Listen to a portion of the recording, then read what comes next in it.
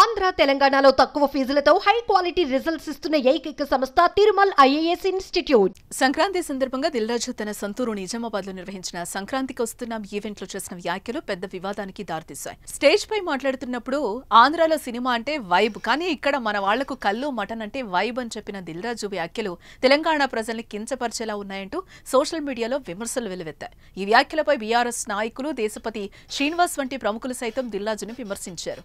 తెలంగాణ సమాజంపై చిన్న చూపుతో మాట్లాడారని ఆరోపిస్తూ ఈ వివాదం సోషల్ మీడియాలో హాట్ టాపిక్ అయింది. దీంతో దిల్రాజు తన వ్యాఖ్యలపై స్పష్టత ఇచ్చాడు. ఈ మేరకు ఓ వీడియోను కూడా రిలీజ్ చేశారు.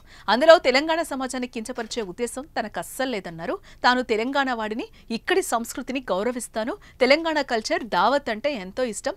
ఈవెంట్లోనూ దావత్ ని మిస్ అయ్యానని, తన 2 చిత్రాలు విడుదలైన తర్వాత ఇక్కడికొచ్చి దావత్ చేసుకుంటానని చెప్పాను. తన వ్యాఖ్యలు కొందరి మనోభావాలను దెబ్బతీశాయని తెలిసింది. వాళ్ల కోసం క్షమాపణలు కోరుతున్నానని వీడియోలో పేర్కొన్నాడు దిల్రాజు. అంతేకాకుండా తెలంగాణ సంస్కృతిపై తనకెంతో అభిమానం ఉందని తెలుపుతూ తెలంగాణ సంస్కృతిని అభిమానిస్తాను. ఫిదా మూవీని తీసి ఇక్కడ కల్చర్ను ప్రపంచవ్యాప్తంగా చూపించాను. బలగన్ సినిమాను తీస్తే మా అందరినీ ఊరూరా ప్రశంసించారు. అలాంటి నేను తెలంగాణను ఎందుకు తక్కువ చేసి మాట్లాడుతానని ఎలా అనుకున్నారు?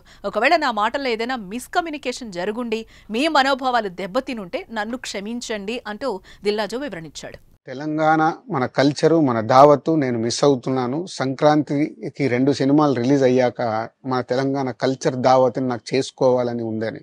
సో మన కల్చర్ని అభిమానిస్తాను నేను. అదే అర్థం చేసుకోకుండా దాన్ని కొందరు సోషల్ మీడియాలో రాద్ధాంతం చేస్తున్నారని తెలిసింది. నిజంగా మీరందరూ ఆ మాట వల్ల ఏదైనా హర్ట్ అయి ఉంటే నన్ను క్షమించండి. ఎందుకంటే నా ఉద్దేశం అది కాదు.